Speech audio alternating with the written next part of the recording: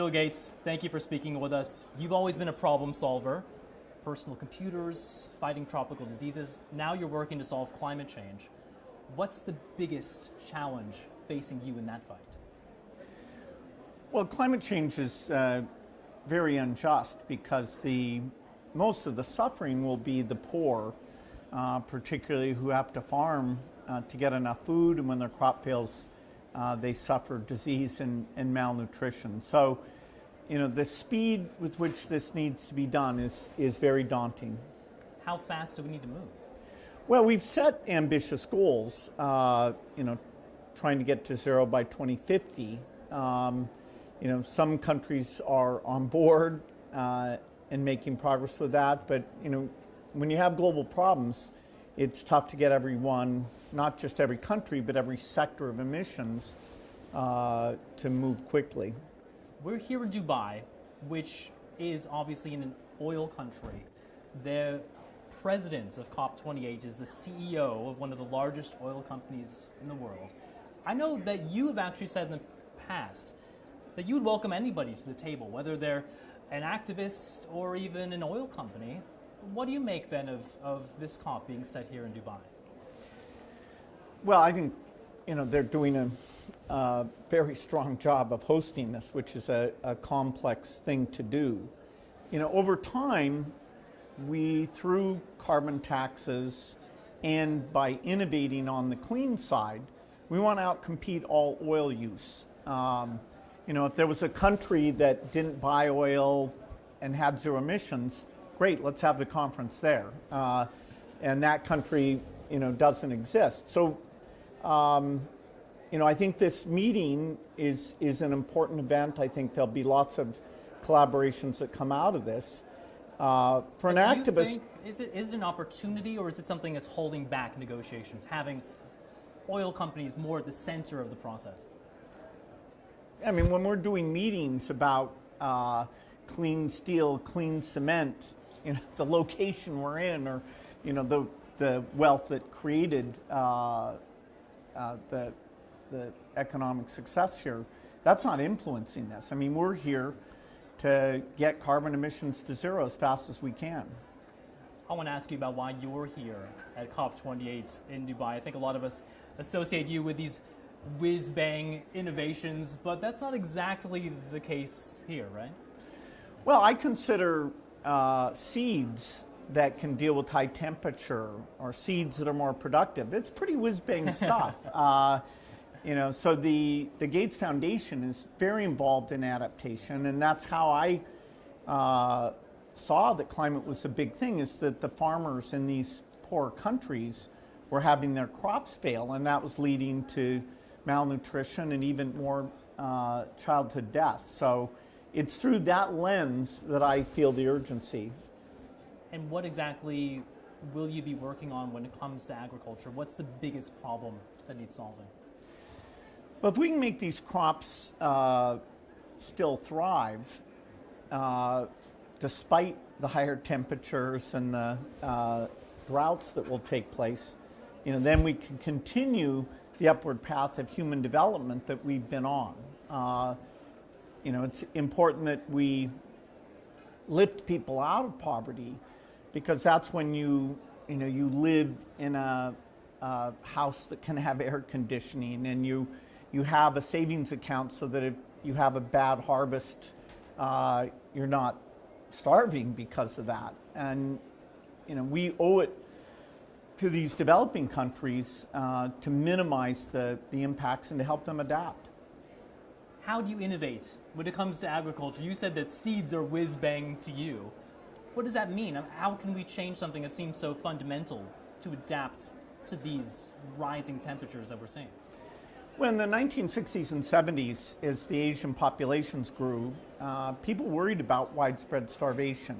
And fortunately, because the CG system that does the seed work came up with far more productive varieties, what was called the Green Revolution. In fact, calories per person in Asia went up during that time frame. And so it was not without some challenges, but that was kind of a miracle. Now we need to take a broader set of crops, including the ones that are used in Africa, And we need to deal with the challenge that the weather is tougher for farming. It's an outdoor activity. Most of it doesn't have irrigation. And so that's where the most suffering from climate will be unless we improve the inputs, including the seeds. Help us put a human face on that problem. I know you've actually visited some small farmers in rural areas. What have they told you? How are they being affected by climate change? Yeah, so I was out in rural Kenya, and they were using these drought-tolerant crops, a drought-tolerant maize that the foundation was involved in. But that woman actually was getting most of her income from the chicken she was raising. And so by taking the genetics of the chicken, the very high productivity ones that are in the temperate zone, and crossbreeding with the chickens that can deal with the heat, she was getting a variety where she was selling the eggs, selling the meat, and thriving. And so that was a case where it was empowering women, it was improving nutrition, and made her climate resilient. How do you now take the problem of agriculture being affected by climate change? We're seeing droughts, we're seeing famines. How do you ramp up the solutions to that? Where will you be looking to put your resources? Well, the CG system is this great organization, not well known, that does this seed work. And the Gates Foundation is the biggest funder of that work, and we're encouraging others. You know, if you care about climate, if you care about nutrition, the impact of a dollar that goes in is pretty amazing, because you get millions of farmers each benefiting from the work you did. And it's not just the seeds. You also want to get them weather information, you know, so that they know when to plant. You want advice, you know, when they run into problems. So all the different things that raise agricultural productivity, even in the face of climate. And I know here in Dubai, you know, there's some big numbers involved with what you're announcing, a $200 million pledge to reach 500 million farmers by the end of the decade. I mean, talk about the scale that we're talking about here. Well, you know, crops like maize, wheat, rice, you know, every improvement you make for disease resistance there has a global impact.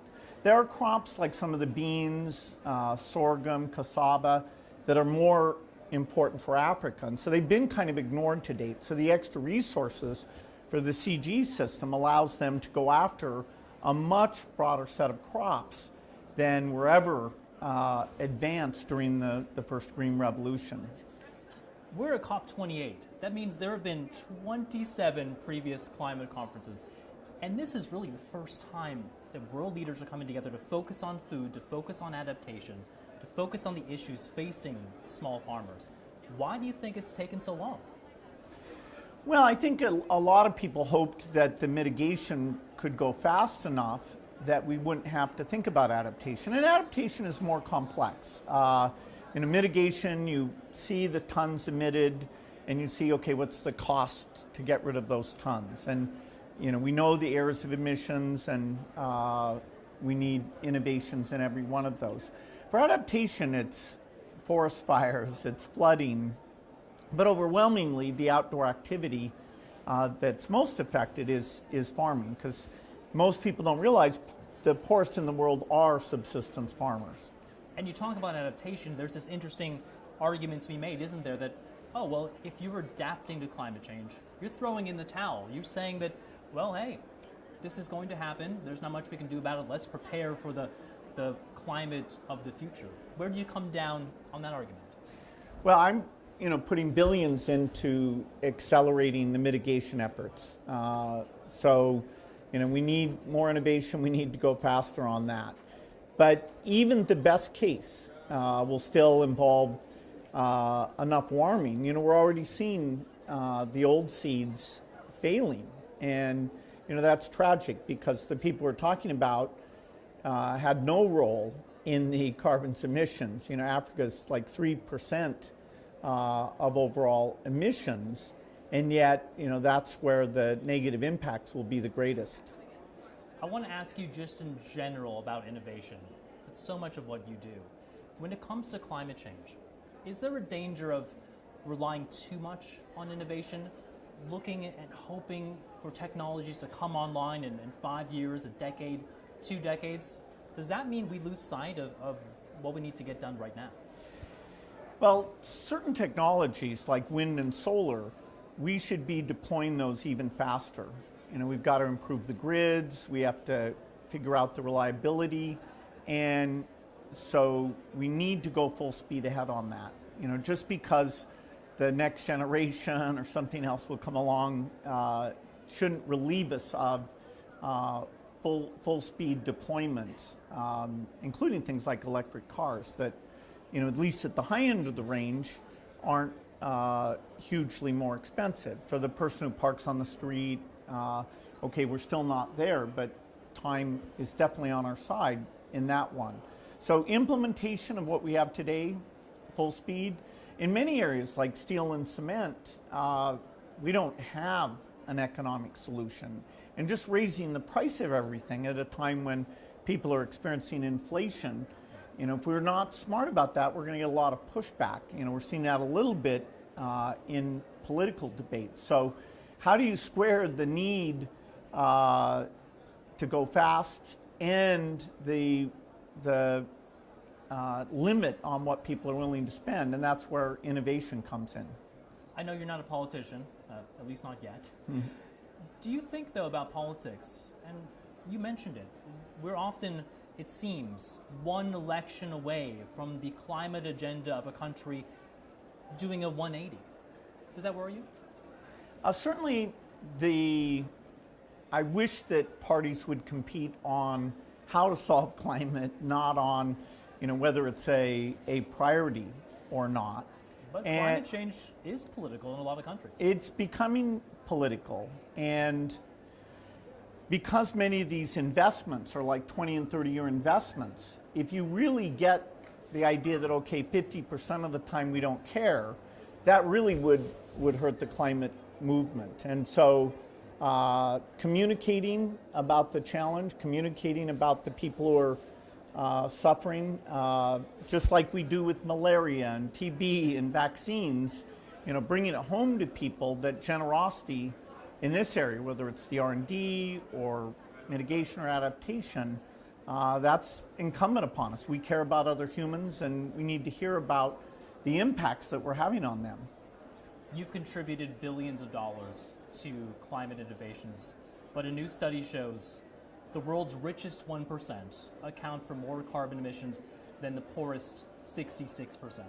What responsibility do you think the super rich have to act in a sustainable way as we see so many of these climate impacts falling on the backs of the world's poor? Yeah, so, you know, I spend about $9 million a year, so I'm buying sustainable aviation fuel and to cancel out my footprint. I wouldn't claim in any way, you know, that means I can leave the problem alone, because I should use my skills and money to drive innovation, you know, so that this problem doesn't just get solved for my emissions, it gets solved for everyone's emissions. You know, I hope more people of wealth get involved in this, just like, you know, I hope they get involved in philanthropy in general and global health. You know, I do think those who are the luckiest, and I'm certainly in that group, we owe a lot to the society that created that framework, and you know, we should have a long-term view of how we make a contribution. The situation right now, we're hearing headlines, we're hearing from the UN Secretary General that it's getting dire, that we're running out of time, we're running out of carbon that we can put into the atmosphere. You recently said, though, there's more reason to be optimistic than people realize. Why is that? Well, the human condition, you know, continues to improve. You know, the headlines, of course, accurately talk about things that are going wrong, but, you know, we now have half as many children dying every year. It was over 10 million at the turn of the century. Now it's down below 5 million. And so we shouldn't lose sight of the fact that as we meet these challenges, you know, we did create Gavi to buy vaccines. We did create Global Fund to buy bed nets to reduce malaria deaths. And so we should be doing more. The idea of helping the poor countries, reducing inequity, you know, I'm always impatient that we're not doing enough there. But people shouldn't lose sight of the fact that in the climate area and in the health area, the human condition can continue to improve. What's the biggest thing that gives you hope right now that we can do this, that we can keep global warming to around 1.5 degrees Celsius? Well, 1.5 is not likely to be achieved. But I don't think so. No. You know, the reduction you need for that is quite dramatic. But, you know, the extreme scenarios like 4 degrees, fortunately, because of the changes, that's off the table. And so, you know, wherever we end up, the less warming, the better. And, you know, scaling these things up, it's replacing most of our physical economy. So I've often said this is one of the hardest things we'll ever do. You know, the rich countries have to lead by example and get their emissions down quickly. And, you know, with innovation, that becomes possible. Bill Gates, thank you for giving us up some hope. Thank you very much. Thank you.